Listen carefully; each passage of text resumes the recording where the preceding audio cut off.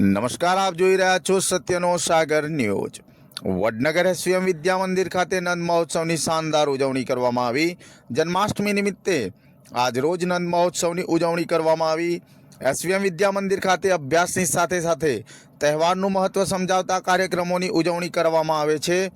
આજ રોજ નંદ મહોત્સવ નિમિત્તે પત્રકાર દેવાંશી જોશીએ મુખ્ય મહેમાન તરીકે હાજરી આપીને બાળકોને સાચી સમજ આપી બાળકોને મંત્ર મુક્ત કરી દીધા હતા અને કૃષ્ણ ભગવાન વિશેની પણ માહિતી આપી હતી। શાળાના બાળકોએ પણ મટકી ફોડી કૃષ્ણ જન્માષ્ટમીની સુંદર ઉજવણી કરી હતી।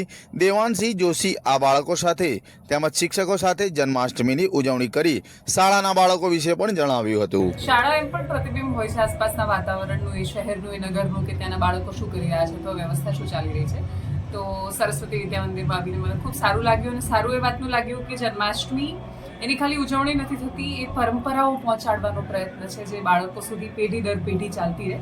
તો વડનગરમાં આવીને, આ શાળામાં આવીને હું એટલા માટે મારું પણ સૌભાગ્ય સમજું છું કે ખૂબ નાના બાળકોને કૃષ્ણના સ્વરૂપમાં રંગાયેલા જોવા મળ્યા અને એ એટલા એકબીજાની સાથે ઉત્સાહથી હળીમળીને આખા કાર્યક્રમને માણી રહ્યા હતા। એ જોઈને મને પણ ખૂબ આનંદ આવ્યો અને એ વાતનો સંતોષ થયો કે કોઈક છે કે જે પરંપરા સાથેનું શિક્ષણ પીરસવાનો પ્રયત્ન કરી રહ્યું છે।